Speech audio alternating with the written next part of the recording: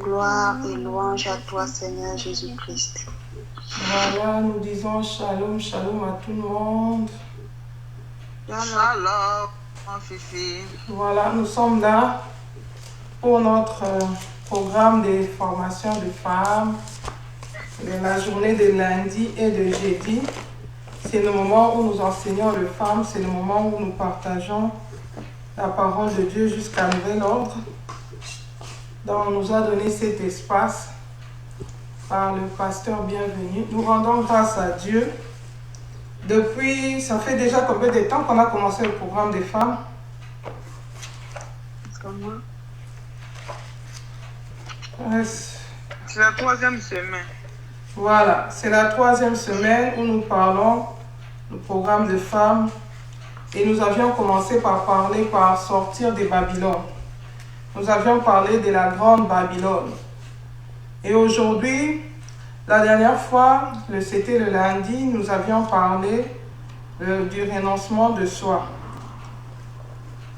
Et aujourd'hui, nous allons parler du caractère de Chiméi. Les caractères de Chiméi, qui est aussi un caractère de Babylone. Les caractères de Chiméi, c'est de ça que nous allons parler aujourd'hui. Et notre texte de base, nous sommes dans le livre de 2 Samuel. 2 Samuel chapitre 16. 2 Samuel chapitre 16. Là, nous allons voir l'histoire de Chiméi.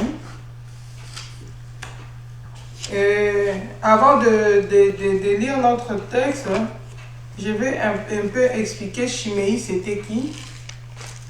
Chiméi, c'était un monsieur à l'époque de David. À l'époque du roi David. Chiméi. C'était un monsieur à l'époque du roi David.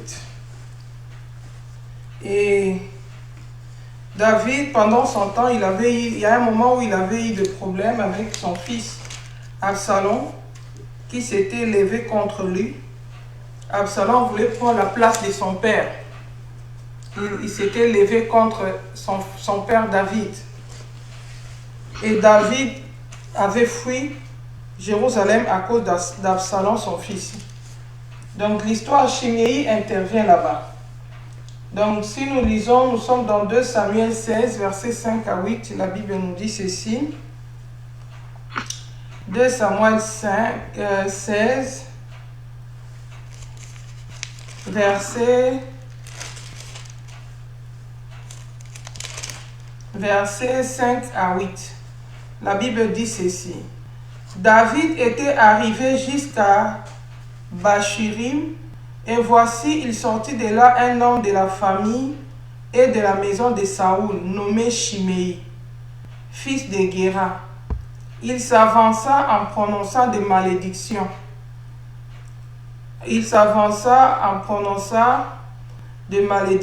Et il jeta des pierres à David et à tous les serviteurs du roi David.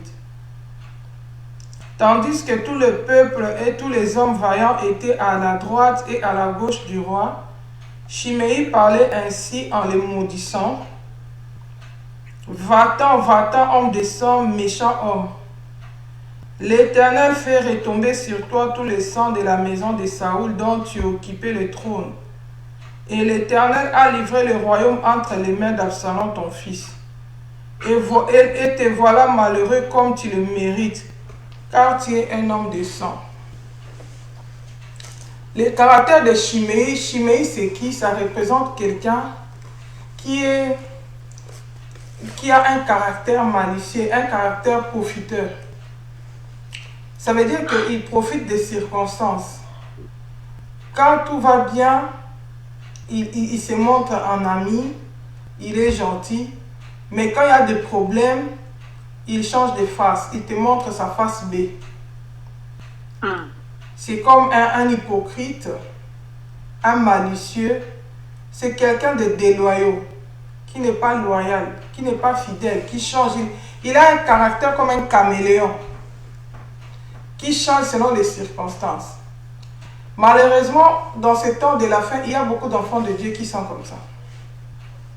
L'entendre dire, peut-être tu vas juger vite, tu vas vite avancer les discours. Ah, Comment lui, un enfant de Dieu, il peut avoir des caractères comme ça?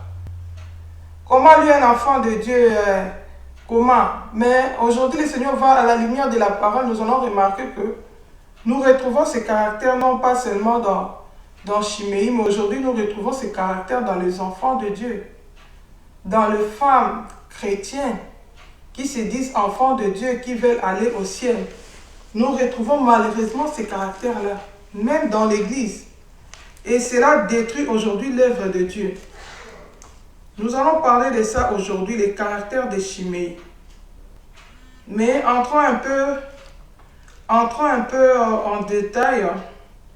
Pour voir, je voudrais vraiment que tous les mamans qui sont en ligne, si c'est possible, entrez dans vos pages, dans vos trucs Facebook, publiez ces messages parce que je veux que toutes les femmes chrétiennes puissent l'écouter. Tous ceux qui se disent femmes chrétiennes, qui puissent écouter les messages d'aujourd'hui, c'est très important. Parce qu'aujourd'hui, l'Église a des sérieux problèmes. Pourquoi? Parce que les femmes ont pris les caractères de Chiméi. Le caractère de Chiméi est entré dans l'Église. C'est vrai, la Bible dit que dans les derniers temps, les gens deviendront déloyaux. Les gens deviendront déloyaux dans les derniers temps, mais nous sommes des enfants de Dieu. Nous devons marcher avec une vie différente. Alléluia. Donc, ici, quand David a eu des problèmes, il a eu des problèmes avec son fils. Son fils s'est levé contre lui. Le fils de David s'est levé contre lui.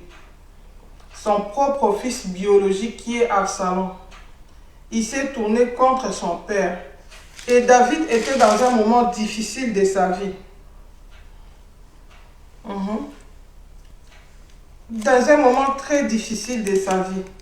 Si tu regardes dans 2 Samuel, chapitre 15, Shalom, 2 Samuel, chapitre 15, tu vois au verset 13, la Bible dit, quelqu'un vint informer David et lui dit, le cœur des hommes d'Israël s'est tourné vers Absalom. Et David dit à tous ses serviteurs qui étaient avec lui à Jérusalem, levez-vous, fuyons, car il n'y aura point de salut pour nous devant Absalom. Hâtez-vous de partir, sinon il ne tardera pas à nous atteindre. Et il nous précipitera dans le malheur et frapperait la ville du tranchant de l'épée. Alléluia. Donc David ici était en train de fuir son fils Absalom. Il était déjà choqué parce que quelqu'un d'autre peut te combattre, mais si c'est ton propre fils, ça fait encore plus mal. Ce n'est pas un fils normalement qui devait combattre son père. C'est les ennemis, les gens de l'extérieur. Mais comme la Bible dit que l'homme aura pour ennemi les gens de sa propre maison, cela est arrivé avec David. Celui qui a tourné le dos contre lui, c'était son propre fils. Il était dans une douleur atroce parce qu'il aimait son fils. Il ne pouvait pas comprendre comment que son fils pouvait encore se tourner contre lui. Mais il a supporté à cause de Dieu. Et pendant qu'il était déjà dans cette douleur-là, à part le fait qu'il était dans la douleur choqué, il était en train de fuir avec toute sa famille dans l'agitation parce que leur vie était menacée. Ils étaient en danger, en train de fuir. Et pendant qu'ils sont en train de fuir, c'est le moment encore que Chiméi vient pour commencer à mal parler sur David. Bien-aimé, ce n'est pas évident. Ce n'est pas évident, ce n'est pas facile. Ce n'est pas facile. Et il faut entendre les propos de Chiméi. Chiméi lui dit que selon lui, selon les jugements de Chiméi, il pense que David c'est un meurtrier et que Dieu fait retomber le sang. Il appelle David de l'homme de sang. Il dit va-t'en. Il le maudit. Il appelle homme de sang, méchant homme. Pendant que David n'était pas méchant. Ce n'était même pas un homme de sang. Il dit l'Éternel fait retomber sur toi tous les sangs de la maison de Saoul dont tu occupais le trône. Ce n'était même pas David qui avait cherché le trône de Saoul. C'est Dieu qui avait placé David à la place de Saoul. Parce que c'est Dieu qui avait rejeté Saoul. Comme Chiméi n'était pas dans les secrets de Dieu, il ne savait pas ce qui s'est passé entre David et Dieu. Lui, il juge selon lui. Pour lui, David, c'était un imposteur. David, c'était un méchant homme. Il a traité de tous les maux, des accusations, des diffamations, des malédictions. Et la Bible dit qu'il ne s'arrêtait pas seulement à parler. Il te dit, voilà, tu es malheureux. Donc, il se réjouissait du malheur de David. Il y a des gens comme ça qui se réjouissent de ton malheur. Il apprend que quelque chose t'est arrivé. Il rajoute des mots derrière. Tu te demandes, je lui ai fait quoi pour être si méchant à mon égard? C'est comme David pouvait dire, j'ai fait quoi même à Chiméi pour qu'il me traite comme ça? Quel mal je lui ai fait? Des accusations fausses. Des choses que David n'a même pas fait. Il dit, voilà, il se réjouit de son malheur. Hein? Dans mon pays, il y a un proverbe où les gens disent, essaye de mourir, fais semblant de mourir, tu connaîtras tes vrais ennemis. Des gens qui se réjouissent de son malheur. Dans les moments difficiles. Bien aimé, vous savez, le bonheur, la Bible dit que le bonheur a des amis. Hein. La richesse attire des amis, mais la souffrance, c'est dans la souffrance qu'on connaît les vrais amis. C'est dans la souffrance, dans des moments d'humiliation qu'on connaît les vrais amis. La Bible dit d'ailleurs, dans Proverbe 17, la Bible dit, l'ami aime en tout temps, et au temps de malheur, il se montre un frère. Ça, c'est ce que dit la Bible, c'est ce que dit la parole de Dieu. Un véritable ami, il aime en tout temps. Et au temps de malheur, il se montre un frère. Mais aujourd'hui, nous avons des enfants de Dieu qui sont déloyaux, qui ont les caractères de Chiméi, les caractères de Babylone, les caractères de la manipulation, de l'hypocrisie. Si tu as une position privilégiée, il te montre notre visage. Les jours que tu seras dans l'humiliation, il te montre aussi un autre visage. C'était le cas pour Chiméi. Tant que David était roi, Chiméi n'osait pas lui parler. Quand David régnait, Chiméi n'était jamais parti lui tenir de tels propos. Il a profité des moments de faiblesse, des moments de difficulté pour venir maltraiter David. Il ne s'arrêtait même pas seulement à parler. Pas seulement à parler, la Bible dit qu'il jetait même des pierres et de tout ça. La Bible dit, il sortit là un homme de la famille et de la maison de Saoul nommé Chiméi, fils de Gé. Il s'avança en prononçant des malédictions et il jeta des pierres à David et à tous les serviteurs du roi. Regardez-moi des gens comme ça, des provocateurs. Non seulement il parle mal, au lieu de s'arrêter là, il agit aussi mal. Il jette des pierres. C'est comme si quelqu'un qui cherche la guerre. Donc je commence déjà, vous achevez. Mais la Bible dit que de tout ça là, David était en position de les tuer. Il était plus fort que lui. Il pouvait les tuer. Mais dans tout ça, David ne s'est pas vengé. Bien-aimé, tu sais, dans la vie, la Bible dit si quelqu'un t'a fait le bien, toi tu lui rends le mal ne va plus quitter ta maison. Dans la vie, il est préférable que tu fasses du mal à quelqu'un qui réagisse. Mais s'il s'était, il engage Dieu. Dieu maintenant va venir les venger. Et la Bible dit c'est une chose terrible que de tomber entre les mains du Dieu puissant, du Dieu très haut. Souvent, quand on entend ça, on dit on peut porter des jugements comme David. Quand on était venu l'annoncer, un homme, il avait beaucoup de brebis, il a pris la brebis, il dit non, tel homme est méchant, il mérite de mourir. Mais quand on a regardé la vie de David, on a dit c'est toi cet homme-là, il était étonné. Bien-aimé, c'est la même chose avec nous, enfants de Dieu. C'est la même chose avec nous, chrétiens. Des fois, quand on entend, on dit, mais Chiméi, comment il pouvait se comporter comme ça? Nous pouvons facilement poser des actes. Mais ce sont les mêmes choses que nous, les enfants de Dieu, nous faisons dans notre vie quotidienne. dans nos relations quotidiennes, dans nos caractères. Tu traites bien les gens quand ils sont dans une position avantagée. Quand ils sont dans les moments d'humiliation, tu leur montres ta deuxième face. Beaucoup de femmes du Seigneur, beaucoup d'enfants de Dieu, surtout ici nous sommes dans le cadre des femmes.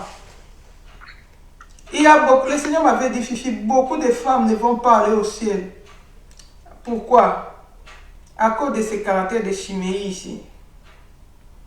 À cause des caractères qu'ils ont envers les gens. Ils ont les caractères de Chiméi. Un caractère profiteur qui traite les gens par rapport à la condition sociale qu'ils occupent, par rapport à la situation financière,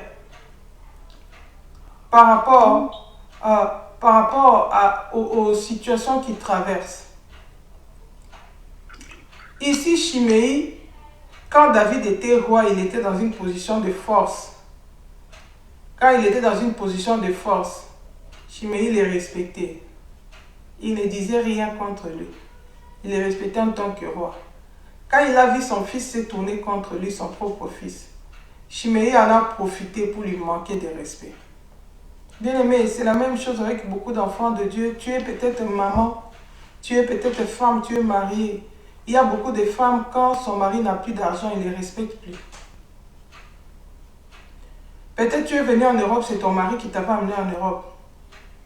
Il t'a fait payer, il t'a payé les billets, tu es venu. Quand tu es arrivé sur place, tu as commencé à avoir des avantages plus que le mari.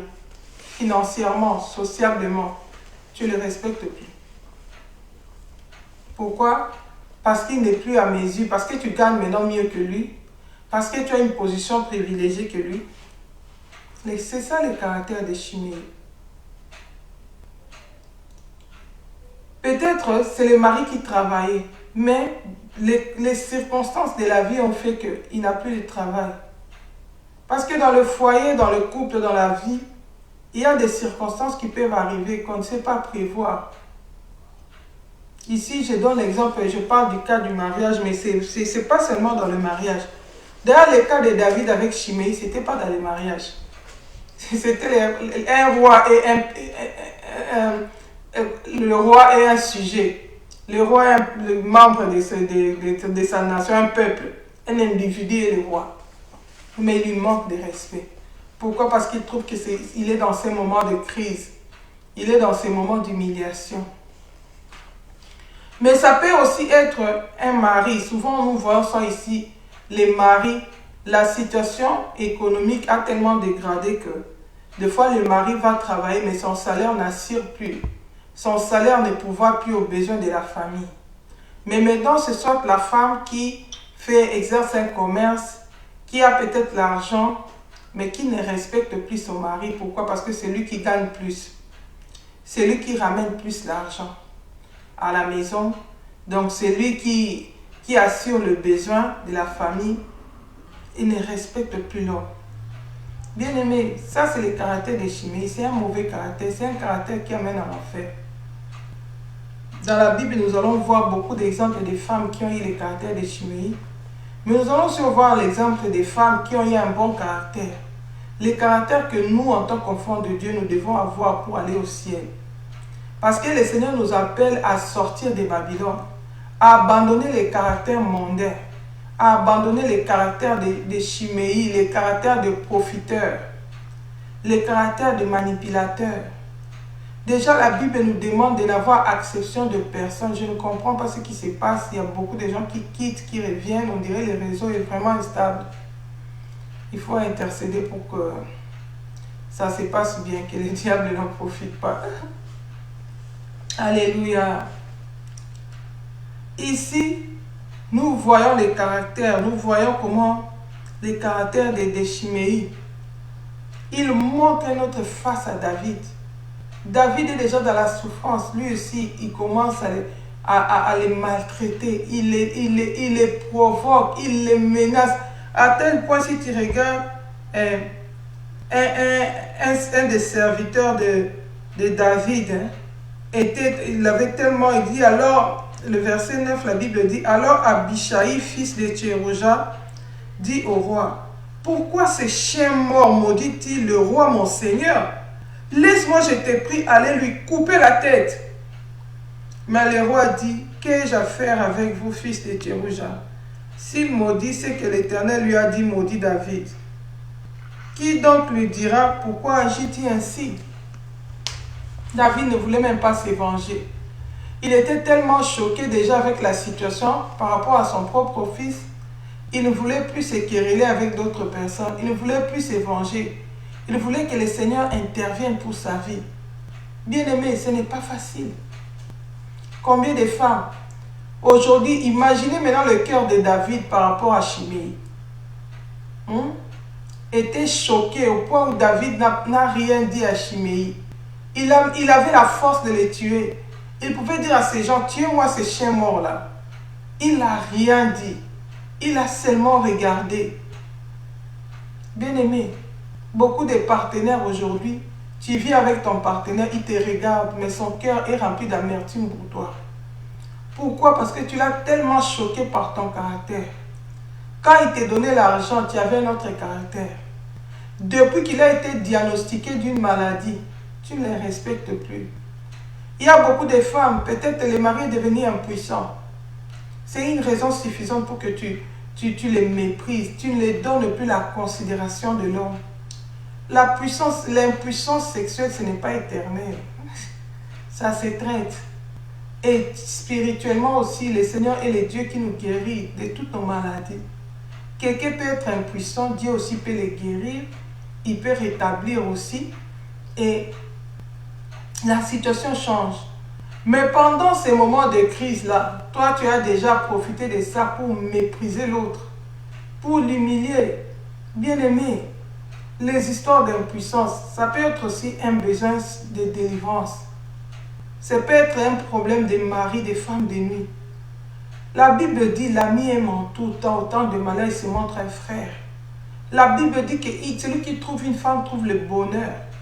Quand ton partenaire se retrouve dans une telle situation, toi, tu dois être son intercesseur. Tu dois aller prier, chercher la face de Dieu pour que le Seigneur donne la solution à ses problèmes. Tu dois l'aider à porter ses fardeaux ensemble avec lui dans la prière. Peut-être tu vas m'entendre parler ici, tu vas dire, peut-être on a raconté mon histoire à ma fille. On ne m'a pas raconté. Mais le Saint-Esprit, il nous enseigne toutes choses. Alléluia. Là, je n'ai pas entendu l'histoire de quelqu'un ici d'impuissance, de quoi. Et comme histoire de maman pasteur, sur mon nez, elle raconter. Personne ne m'a dit quelque chose. Mais je te parle poussé par le Saint-Esprit. Beaucoup de fois, ce sont des choses qui ne se disent pas. Tu vas remarquer seulement, les partenaires changent de face. Tu deviens colérique. Toute la gentillesse que tu avais, c'est parti. Pour toi, tu trouves que c'est le problème du mari, ce n'est pas ton problème. Surtout, souvent quand il y a les cas de stérilité dans le foyer, on va diagnostiquer, on découvre la personne qui est la cause. C'est là vraiment qu'on saura si l'autre aimait vraiment d'un amour sincère. S'il ne va pas aller tricher, s'il ne va pas aller chercher ailleurs. Ni bien aimé. Ces caractères-là, c'est les caractères des profiteurs, c'est les caractères de Jézabel, les caractères de Babylone. On peut aussi, c'est les caractères de Shimei. Il profite de quelqu'un quand il va bien. Mais quand il y a des problèmes, il les rejette, il les maltraite, il les poignarde au dos. Oh bien-aimé, si tu as ces caractères, répands-toi. Si Jésus te trouve dans cette situation, tu vas aller en enfer. Si tu meurs dans cette situation, le ciel, ça ne sera pas ton partage.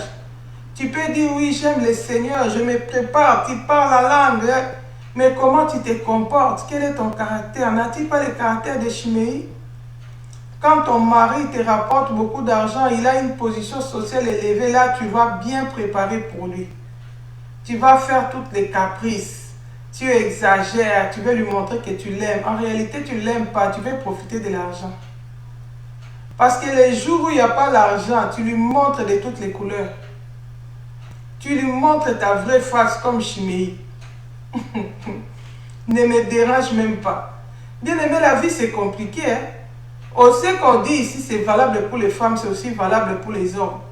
Ce n'est pas seulement pour les femmes. Mais comme ici nous sommes dans le cadre de femmes, nous enseignons les femmes. C'est pourquoi nous parlons, nous donnons les exemples des femmes. Vous pouvez être en couple, on diagnostique une maladie chez l'autre, ça peut être peut-être le diabète, peut-être ça lui amène dans certains problèmes. Toi, femme chrétienne, comment tu dois accompagner ton partenaire pendant cette situation? Comment tu dois te comporter? Aujourd'hui, on voit des gens AVC.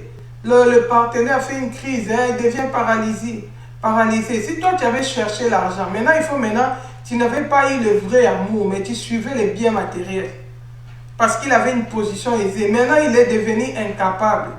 Il n'est plus à mesure d'aller se procurer l'argent pour t'amener ça. Maintenant, c'est toi en tant que femme, tu vas maintenant travailler.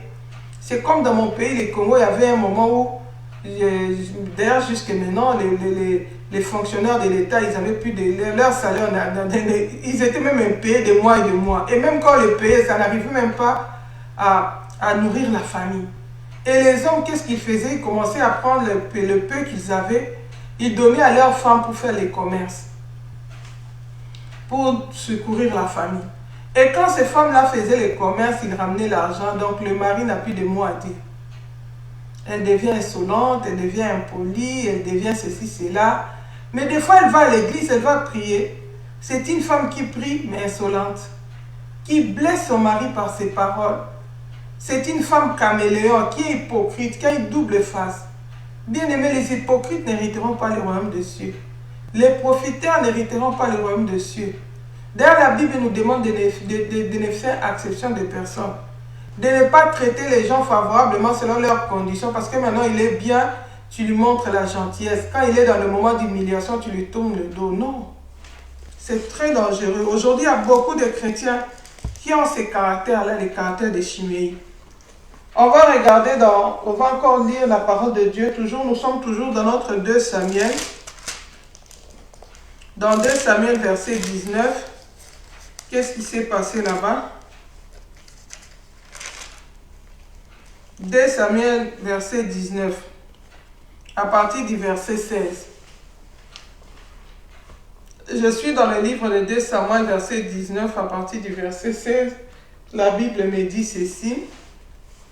On voit toujours les caractères de Chiméi. La Bible dit, je peux même lire au verset 15 pour avoir une idée. Le roi revint et arriva jusqu'au Jourdain. Le roi qui revint ici, on parle de David. C'est David qui revient. Alléluia. La Bible dit, le roi revint et arriva jusqu'au Jourdain. Et Judas se rendit à Gilgal, afin d'aller à la rencontre du roi et de lui faire passer le Jourdain. Ici, la crise est passée. Shalom, maman Marie. La crise est passée. La situation a été rétablie. David retourne maintenant dans sa place royale. Chiméi change de face. La Bible dit, quand le roi revint, c'est David qui revient maintenant. Le roi revint, arriva jusqu'au Jourdain et Judas se rendit à Gilgal afin d'aller à la rencontre du roi et de lui faire passer le Jourdain. Chiméi, fils de Guérard, benjamite, qui était de Bachurim, se hâta de descendre avec eux, avec ceux de Juda, à la rencontre du roi David. Il y avait avec lui 1000 hommes de Benjamin et Tiba, serviteurs de la maison de Saoul, et les 15 fils et les 20 serviteurs de Tiba. Ils passèrent les Jourdains à la vue du roi. Les bateaux mis à la disposition du roi faisaient la traversée pour transporter sa maison. Et au moment où le roi allait passer les Jourdains, Chiméi, il revient encore. Le roi fait passer les Jourdains, Chiméi revient encore. La Bible dit ceci. Et au moment où le roi allait passer les Jourdains, lui il est spécialiste, il vient en cours de route vite. Chiméi, fils de Guérard, se prosterna devant lui. Celui qui maudissait, qui jetait les pierres, change de face maintenant. Maintenant, il se précipite. La Bible dit, il se prosterna devant lui. Et il dit au roi, que mon Seigneur ne tienne pas compte de mon iniquité. Il a de belles paroles. Qu'il oublie que ton serviteur l'a offensé. les jours où le roi mon Seigneur sortait de Jérusalem, et que le roi n'y ait point égard, des flatteurs, des profiteurs, les caractères de Chiméi, les caractères malicieux, qui profitent des situations. Maintenant qu'il remarque que David est dans la position de force, il change de langage. Il y a beaucoup de femmes qui sont comme ça, des enfants de Dieu. Quand le mari a beaucoup d'argent, tu es gentil, tu prépares, tu prends soin de lui. Quand la situation est difficile, tu lui montres ta vraie face. Quand il ne sait pas te donner ce que tu attends, tu lui montres ta vraie face. Tu deviens méchant, tu deviens agressif. Bien aimé, le Seigneur nous appelle à abandonner cette vie-là, cette vie d'hypocrisie. La Bible dit, la Bible dit ceci, que mon Seigneur ne tienne pas compte de mon iniquité, qu'il oublie que ton serviteur l'a offensé les jours où le roi mon Seigneur sortait de Jérusalem, et que le roi n'y ait point égard, car ton serviteur reconnaît qu'il a péché. Et voici, je viens aujourd'hui le premier de toute la maison de Joseph à la rencontre du roi mon Seigneur. Non seulement tu es litigé, tu fais des comparaisons avec les gens. Tu viens les premiers parce que tu sais que tu as des problèmes à régler. Alors Abishai, fils de Tchérouj, a pris la parole et dit, Chiméi ne doit-il pas mourir pour avoir maudit loin de l'Éternel? Tout ce qu'il faisait là, il méritait la mort. Bien aimé, le salaire du péché, c'est la mort. Le salaire du péché, c'est la mort. La Bible dit, c'est qu'on sème, on va les moissonner. Même si tu les fais dans la chambre à coucher, tu manipules les partenaires, tu les fais souffrir, tu les blesses avec des paroles arrogantes. Et quand tu sors, tu fais semblant gentil. Devant les gens, tu montres que tu aimes ton mari. Mais quand vous vous retrouvez là où il n'y a pas les gens, dans sa position de faiblesse, tu lui montres ta face. Devant les gens, tu connais une femme souriante, gentille. Mais l'agressivité, c'est le mari qui connaît. La méchanceté, c'est le mari qui connaît. Bien-aimé, si tu es dans cette situation, répands-toi avant qu'il ne soit trop tard. Beaucoup de femmes n'hériteront pas le royaume de Dieu à cause de cette double face, de cette méchanceté, de ce caractère hypocrite. De ce caractère hypocrite. Shalom, maman Marie. De ce caractère hypocrite. Il a double face. On la connaît, la gentillesse à l'église. Mais à la maison, c'est elle qui maltraite les gens. C'est elle qui maltraite les gens qu'elle élève dans sa maison. Pourquoi? Parce que c'est elle la plus puissante dans la famille. C'est elle qui prend en charge tout le monde. C'est elle qui gagne beaucoup d'argent. Bien aimé, ça ce n'est pas la volonté de Dieu pour nous. La volonté de Dieu n'est pas comme ça. Un vrai chrétien, un vrai enfant de Dieu ne peut pas se comporter comme ça. Une vraie femme de Dieu doit être soumise à son mari, même quand le mari n'est pas à mesure de prendre soin de soi par rapport aux circonstances dans lesquelles vous traversez. Même s'il est dans une position de faiblesse, de famine, même s'il est dans une position de maladie, il continue à être le chef de la famille. Il continue à être ton mari. La Bible dit que les femmes qui doivent aller au ciel, ils doivent avoir le caractère qu'avait Sarah. Alléluia. Sarah avait quel caractère? Elle honorait son mari, pas seulement quand ils avaient des richesses, même dans des moments d'humiliation, de souffrance. Quand Abraham n'était pas à mesure de prendre soin d'elle en tant que mari, Sarah continuait à respecter Abraham. Nous allons dire, maman Fifi, elle dit quoi? Nous allons voir les exemples dans la Bible. Nous allons un peu lire la parole de Dieu. Nous allons lire dans Pierre. Ce thème est vraiment vaste. Nous l'avons commencé aujourd'hui, mais nous n'allons pas le finir aujourd'hui. Nous allons continuer. Aujourd'hui, c'est jeudi. Peut-être samedi, nous allons parler encore de ça. Nous allons parler du caractère de Chiméi. Parce que c'est tellement vaste et je ne vais pas aller vite. Je vais vraiment donner des exemples dans la Bible pour qu'on puisse se retrouver, on puisse comprendre qui veut le Seigneur pour nous. Comment nous, les femmes et les enfants de Dieu, nous exerçons le caractère de Chiméi, un caractère qui amène en enfer. Et le Seigneur nous appelle à la repentance. Nous devons parler de ces choses. Sinon, le salut ne viendra pas. Sinon, le nom de Jésus ne sera pas glorifié dans nos foyers, dans nos maisons. Malgré le fait que nous aimons le Seigneur. Parce que déjà, dire que j'aime le Seigneur, c'est le Seigneur qui sait. Parce que le Seigneur a dit, si vous m'aimez, obéissez à mes commandements. Mais par ignorance, nous pouvons nous mettre à faire des choses qui n'honorent pas le Seigneur pendant que nous espérons aller au ciel. C'est pourquoi nous devons parler pour que la connaissance puisse arriver. La Bible dit, vous connaîtrez la vérité et la vérité va vous affranchir. Alléluia. Nous allons lire dans 1 Pierre chapitre 3, verset 3. La Bible dit ceci. Le caractère d'une femme chrétienne, d'une femme qui aime le Seigneur, par rapport à son partenaire, la Bible dit qu'elle doit être soumise.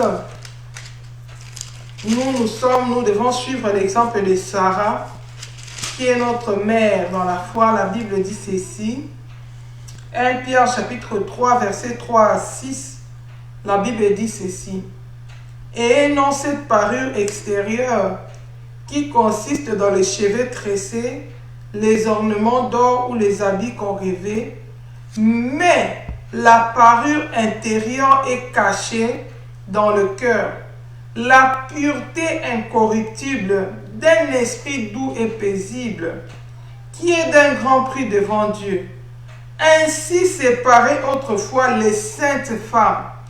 Je crois que je parle à une sainte femme, à une femme qui aime le Seigneur. La Bible dit, ainsi séparait autrefois les saintes femmes qui espéraient en Dieu, soumises à leur mari.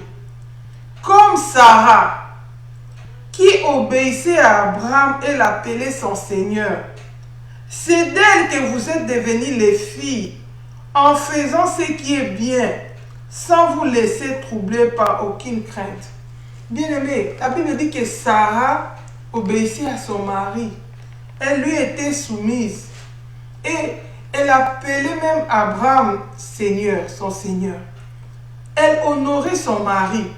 Mais si tu regardes la vie d'Abraham et de Sarah, ils sont passés par beaucoup de choses. Il y a eu beaucoup de preuves dans leur vie de couple. Ici, on nous montre que dans les mariages, ce n'est pas les ornements. Oh, je vais gagner mon mari. Tu t'embellis avec la beauté artificielle, mais tu as un mauvais caractère, tu vas aller en enfer. Ça ne va pas conquérir les mariages. Le Seigneur nous appelle à faire le contraire, à nous débarrasser de cette beauté artificielle-là, qui consiste dans les cheveux tressés, les ornements d'or ou les habits qu'on rêvait, mais de rechercher plutôt la parure qui est intérieure, qui est cachée dans le cœur, la pureté incorruptible, d'un esprit doux. L'autre jour, on avait expliqué ici un esprit doux et paisible. Ça veut dire que c'est quelqu'un qui est conciliant, c'est quelqu'un qui recherche la paix, qui a la douceur, qui répand la paix. Ça a un grand prix devant Dieu. La Bible dit les saintes femmes séparées comme ça. C'est comme ça que Sarah était à l'égard de son mari. Sarah, si on regarde l'exemple de Sarah, on regarde son couple, sa vie de couple avec son partenaire. Ils sont passés par beaucoup des événements. Alléluia. Ils sont passés par beaucoup des événements. Il y a un moment dans la vie d'Abraham avec Sarah, Sarah, à l'époque c'était Sarai, sa femme. Quand le Seigneur les a demandé de quitter leur pays, d'aller dans le pays où il va les envoyer, ils sont partis. La Bible dit qu'il y a eu un moment où c'était difficile. Abraham a décidé de partir. Il est parti. Mais quand il est arrivé à Canaan, le Seigneur lui a apparu, lui a dit, voilà, je vais te donner tout ça. Le Seigneur lui a montré, il a quitté Charan, il est venu à Canaan. Mais il y a eu la famine. Bien aimé, souvent quand on parle des épreuves, on parle les épreuves de stérilité. Dans la vie de Sarah, il y a eu l'épreuve de stérilité. Mais avant qu'il y ait l'épreuve de la stérilité, la première épreuve, c'était la famine. Ils étaient à Charan. Abraham, là-bas, il était riche. Il avait des serviteurs, souvenez-vous. Ces serviteurs, à un moment, ils ont eu des problèmes avec les serviteurs de l'autre parce qu'il était riche, il avait des serviteurs. Mais malgré cette richesse-là, il y a eu un moment où la famine est entrée, malgré la richesse.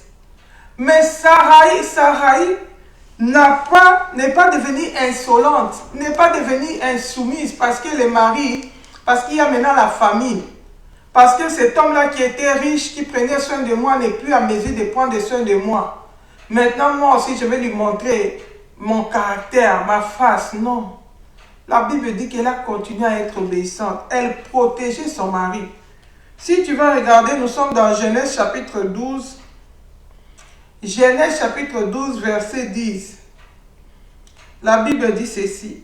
Il y eut une famine dans le pays et Abraham descendit en Égypte pour y séjourner, car la famine était grande dans le pays. Comme il était prêt d'entrer en Égypte, il dit à Sarai, sa femme, « Voici, je sais que tu es une femme belle de figure. Quand les Égyptiens te verront, ils diront, c'est sa femme, et ils me tueront et te laisseront la vie. Dis, je te prie que tu es ma sœur, afin que je sois bien traité à cause de toi, et que mon âme vive grâce à toi. » Si tu continues l'histoire, pour gagner le temps, on ne va pas lire. On va s'arrêter là. Beaucoup de gens disent ici que Abraham avait fait le mensonge. Il avait menti sur Sarah, sur Sarai, qui avait dit que c'était pas, elle avait menti, il a dit que c'était sa sœur. En réalité, Sarai était la sœur d'Abraham. Ils étaient de la même famille. Alléluia. Il n'avait pas menti. Mais malgré qu'ils étaient de la même famille, mais ce qu'il avait caché de dire, c'est qu'il avait prise comme femme, que c'était sa femme. Pourquoi il avait caché cette identité-là? C'était pour protéger son mari. C'est comme l'exemple de Esther. Esther, c'était la nièce de Mardoché. Mais comme ils étaient étrangers, quand ils étaient déportés à Babylone, pour leur sécurité, Mardoché avait donné la consigne de ne pas révéler son origine, de ne pas révéler son identité. À tel point que Esther, quand elle était choisie reine, le roi ne savait même pas qu'Esther était juive. Il ne savait pas qu'elle était juive. Le roi a découvert ça le jour où Esther avait ouvert la bouche pour lui dire que nous sommes menacés, moi et ma nation, on veut me tuer. Pourquoi? Parce qu'elle avait suivi les consignes de Mardoché qui lui avait dit cache ton identité. Pourquoi? Parce qu'ils étaient dans une nation étrangère. Ils n'étaient pas chez eux, ils étaient déportés. Mais ici, ça se passe la même chose avec Abraham et Sarai, sa femme. La Bible dit, dis, je te prie que tu es ma sœur, afin que je sois bien traité à cause de toi, et que mon âme vive. Le problème, c'est qu'Abraham, quand il disait, il ne pensait pas qu'on allait ravir sa femme pour le prendre en mariage. Ça, il n'avait pas calculé ça. Mais lui, il savait que comme c'est sa sœur, c'est sa famille, on va bien les traiter à cause de sa sœur. Parce que c'était une belle femme. Alléluia. La Bible dit que lorsque Abraham fut arrivé en Égypte, les Égyptiens virent que la femme était fort belle. Les grands de Pharaon la virent aussi et la vantèrent à Pharaon. Et la femme fut amenée dans la maison de Pharaon. Il traita bien Abraham à cause d'elle. Et Abraham reçut des brebis, des bœufs, des ânes, des serviteurs et des servantes, des ânesses et des chameaux. Mais l'Éternel frappa de grands plaies Pharaon et sa maison au sujet de Sarai, femme d'Abraham. Alors Pharaon appela Abraham et dit, « Qu'est-ce que tu m'as fait? Pourquoi ne m'as-tu pas déclaré que c'est ta femme? Pourquoi as-tu dit c'est ma sœur? Aussi je l'ai prise pour ma femme. Maintenant voici ta femme, prends-la et va-t'en. » Et Pharaon donna ordre à ces gens de les renvoyer, lui et sa femme, avec tout ce qui lui appartenait. Abraham a pris sa femme, ils sont partis. Si c'était d'autres personnes, il allait, d'autres femmes, elle-même devient même la femme de Pharaon. Toi, le mari, tu n'as plus à lui dire, elle va faire l'adultère. Sarah n'était pas partie faire l'adultère. Quand Pharaon l'a prise pour femme, il a découvert qu'il n'est pas allé avec l'effet seulement de l'avoir appris, Dieu l'a frappé parce que c'était la femme d'Abraham. Il a rendu, il n'a pas connu Sarah. Pharaon n'a pas connu Sarah. Mais ici, aujourd'hui, des fois aussi un enfant de Dieu, il prie à l'église, mais elle fait l'adultère, elle triche. Elle travaille là-bas dans le travail, comme son mari n'a pas l'argent, n'est pas en mesure de prendre soin d'elle. Dans son travail là-bas, son chef là-bas lui promet de lui donner des avantages. S'il couche avec lui, s'il devient sa maîtresse, il accepte. Au détriment de son mari, elle suit les lits conjugales. Pourquoi? Parce qu'elle veut avoir les avantages de cette terre. Or, la Bible dit, à quoi ça sert à un homme de gagner tout le monde s'il perd son âme? Elle accepte. Elle commence à coucher, elle ramène l'argent à la maison, elle devient insolente. Le mari n'a plus à lui dire. Au lieu de protéger son mari, elle expose son mari. Quand sa famille parle, elle l'expose. Elle lui manque de respect. Mais Sarah ici, elle a protégé son mari. Elle a été, même quand Abraham n'était pas en mesure de prendre soin d'elle à cause de la famille, se sont retrouvés dans un pays étranger. Elle continue à être obéissante à Abraham. Elle continue à lui obéir. Elle protégeait son mari. Et la Bible dit qu'on a traité Abraham favorablement à cause de Sarai. On va continuer, c'est une histoire. Il y a beaucoup d'exemples de la Bible. On va développer ce sujet, on va prendre notre temps. Mais aujourd'hui, par rapport à l'heure, nous allons d'abord nous arrêter là. Toi, est-ce que les gens de ta famille respectent ton partenaire au travers de toi? Tu vas dire, maman Fifi, elle parle seulement elle-même. Est-ce qu'on connaît son histoire? Bien aimé, c'est que les paroles que nous vous prêchons, c'est poussé par le Saint-Esprit. Mais nous sommes nous-mêmes les premiers témoignages. Car le Seigneur nous a aussi fait passer par là. Moi, quand mon mari m'a connu, ma maman est venue me demander un mariage. Je vous ai souvent parlé de mon témoignage. C'était à l'époque où le Seigneur avait appelé mon mari au ministère. C'était à l'époque où le Seigneur lui avait demandé de tout abandonner. Il n'avait plus rien, il n'avait plus d'argent. Il n'avait plus d'argent. Il n'avait que la foi. On n'avait que la foi et les promesses de Dieu. Notre foi était basée sur les promesses de Dieu. On avait écouté le Seigneur, on a obéi, on s'est arrêté là. Et le Seigneur nous avait déjà donné l'agenda de notre vie. Les étapes par lesquelles on devait passer, le Seigneur nous avait déjà donné cet agenda-là. Quand on devait se marier, qu'est-ce qui allait arriver après notre mariage? Comment mon mari allait voyager pour venir en Europe ici?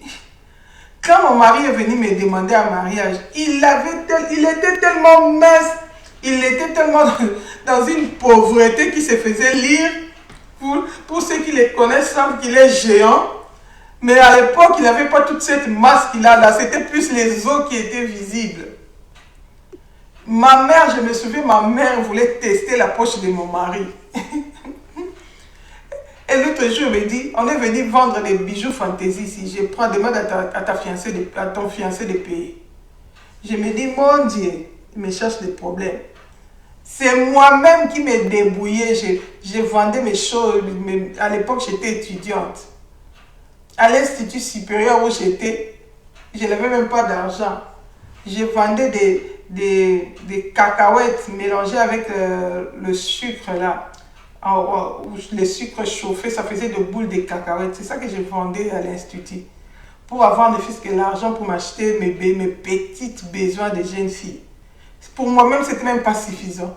Et quand ma maman avait pris comme ça, et ce n'était pas son habitude, elle avait pris pour tester la poche de mon fiancé. Et moi, j'avais compris ça. Je me suis débrouillée moi-même pour payer cette dette-là. Parce que la situation qu'il traversait, je savais qu'il n'avait pas l'argent. Et à l'époque, cette dette-là représentait que 5 $. Mais je savais que mon mari n'était pas en mesure de payer ça. Mais j'avais les promesses de Dieu. Et j'avais interdit à mes petits frères. Parce que moi, je suis L'aîné, j'ai des petits frères à la maison. J'avais des petits... Je les avais interdits et j'ai des petites soeurs. Ils n'avaient pas le droit de demander l'argent à mon mari. Parce qu'il y a d'autres familles, tu viens, tu es fiancé, tout le monde te taquine. Donne-nous ceci, on veut te peser. Moi, mes frères savaient qu'ils ne doivent pas. Ils ne peuvent pas se permettre. S'ils ont besoin de quelque chose, c'est à moi de demander. Et c'est à moi de voir avec mon fiancé. Ils ne peuvent pas me contourner, aller directement lui demander de l'argent. Ça n'a pas question. Et je m'imposais, j'avais mon autorité. Et je le faisais parce que je voulais protéger mon mari. Si on traversait des moments difficiles, si on passait par le désert, c'était les chemins par lesquels le Seigneur avait voulu nous faire passer. Mais ce n'était pas que pour qu'il soit exposé, que tout le monde sache que, voilà, lui là maintenant, comme les gens ont l'habitude de dire, il loge les diables dans sa poche. Ces derniers temps-là, il est fauché, il n'a pas d'argent, qui devient la raillerie de ma famille, qui devient la rusée de ma famille. Non, pourquoi? Parce que je l'aimais, c'est mon mari. Je dois les protéger. Et je l'ai protégé. Je me souviens, ma famille a tellement fait qu'on ne connaissait pas la position financière de mon mari. Quand nous avons fixé la date de mariage, mes parents, pendant cette période, mon père traversait des moments difficiles. Il était en suspension au niveau du travail, il n'avait pas d'argent. Et j'étais l'unique fille de ma mère. Et pour ma mère, elle voulait vraiment que mon mariage, qu'elle puisse, ça soit une occasion pour elle de s'enorgueillir, quoi. C'est son unique fille, qu'elle tire sa gloire, qu'elle fasse un peu ses caprices de mœurs. Mais le Seigneur nous avait imposé une date. Et je me souviens, ma maman m'a dit, mais nous, on n'a pas d'argent. La date que vous avez prévue là pour le mariage, on n'est pas en mesure d'affronter le mariage à cette date parce qu'on n'a pas l'argent. Comment on va s'en sortir maintenant? Vous allez vous débrouiller. Parce que nous, on n'a pas l'argent. Je lui ai dit, on va se marier à cette date parce que le Seigneur nous a dit, nous devons nous marier à cette date-là. Je me souviens, mon papa a regardé ma maman, il a dit, ah, peut-être ils ont leurs économies. Hein? Pourquoi? Parce qu'ils ne comprenaient pas notre position. Il dit, mais on le voit là, apparemment, ils n'ont pas l'argent, mais ils s'accrochent à une date. Peut-être qu'ils ont déjà leurs économies. Pourquoi? Parce que les secrets, c'était entre moi et mon partenaire. Ma famille n'était pas au courant. Et nous, on fixait notre foi, non sur l'argent, mais sur les promesses de Dieu. On avait entendu Dieu. On savait quelle était la volonté de Dieu pour nous. Et je vous dis que le Seigneur honore sa parole. Il a accompli, en cette date-là, nous nous sommes mariés. Et tout l'agenda que le Seigneur nous avait donné, le programme de notre vie, il l'a accompli parfaitement parce qu'il est fidèle. La Bible dit qu'on tourne vers lui les regards, on est rayonnant de joie. Mais la leçon que nous voulons tirer ici, c'est quoi? Protéger ton partenaire. Garder les secrets. Le niveau de ta foi, ce n'est pas le niveau de la foi de tout le monde. Tu peux traverser une épreuve, mais le Seigneur, dans cette épreuve-là, te fortifie. Te donne la force de surmonter l'épreuve. Mais à cause de beaucoup parler, tu vas livrer les secrets à une autre personne qui n'est pas à mesure, qui n'a pas la même foi que toi pour supporter la situation que tu traverses. Il va te donner de mauvais conseils. C'est pourquoi aujourd'hui beaucoup de foyers sont détruits. Et il est allé se confier dans les mauvaises compagnies. La Bible dit, ne savez-vous pas que les mauvaises compagnies corrompent les bonnes mœurs? Bien aimé, la situation que moi j'ai traversée, si j'allais me confier chez les gens, les hommes, bien aimé, je n'allais pas me marier avec mon mari. Ils allaient me déconseiller. Ils allaient me dire, ah, ma foi, mais il faut quand même, mais tu vas voir ces jours-là, les réalités, surtout que les hommes s'étaient levés, il y avait les combats. Mais nous, puisqu'on avait écouté le Seigneur, on a tenu ferme. On a eu un même langage. Est-ce que toi, tu as un même langage avec ton partenaire? Est-ce que vous êtes un dans votre foyer? Est-ce que tu les protèges? Est-ce que tu les respectes en dépit des situations? Si ce n'est pas le cas, le Seigneur nous appelle à la repentance. La Bible dit, nous sommes les filles de Sarah. Nous devons avoir les caractères de Sarah et non les caractères de Chiméi. Sarah était une femme soumise. Leur vie, ce n'était pas facile. Aujourd'hui, nous avons parlé de l'épreuve de la famille. Peut-être prochainement, nous allons parler de l'épreuve de la stérilité. Il y a eu beaucoup d'épreuves, bien aimées, dans la vie chrétienne. il y a beaucoup d'épreuves qui peuvent arriver dans la vie du couple, dans le foyer. Il y a des épreuves qui peuvent arriver. Nous avons vu les cas de David. L'épreuve est arrivée, son propre fils s'est dressé contre lui. Lui qui était un roi, il était obligé de fuir. Sa vie était devenue en danger. Mais il y a eu Chiméi qui a profité de cette situation-là pour enfoncer le clou, pour maudire David. Toi, est-ce que tu te réjouis des malheurs des autres? La Bible dit, celui qui souffre a droit à la compassion, même quand il abandonnerait la crainte de Dieu. Est-ce que toi, tu ne te réjouis pas des malheurs des autres?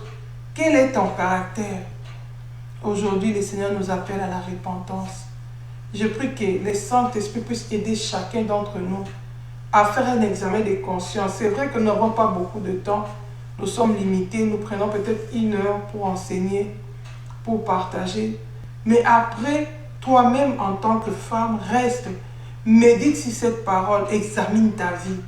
Si tu te retrouves, dis au Seigneur de te transformer, de te changer, de te briser, de te donner la force, que la chair puisse être crucifiée, que le fruit de l'esprit puisse naître en toi, que le Seigneur te donne le caractère de Sarah, qu'il enlève en toi le caractère de Chiméi.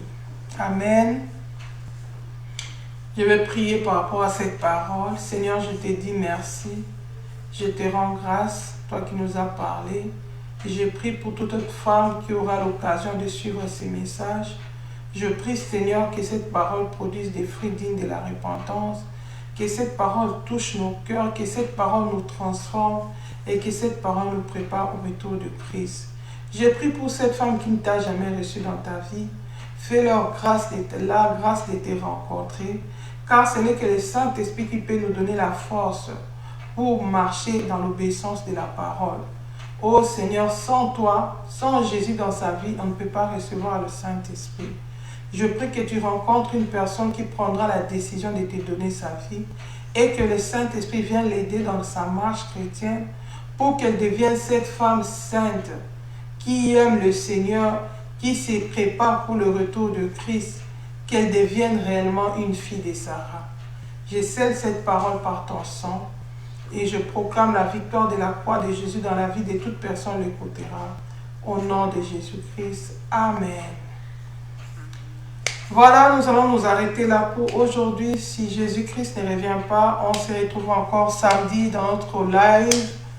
Par la grâce de Dieu, le lundi et le jeudi, nous serons encore là avec la formation de femmes. Que le Seigneur nous bénisse tous. Passons une bonne nuit avec Jésus. Shalom, shalom, bye bye.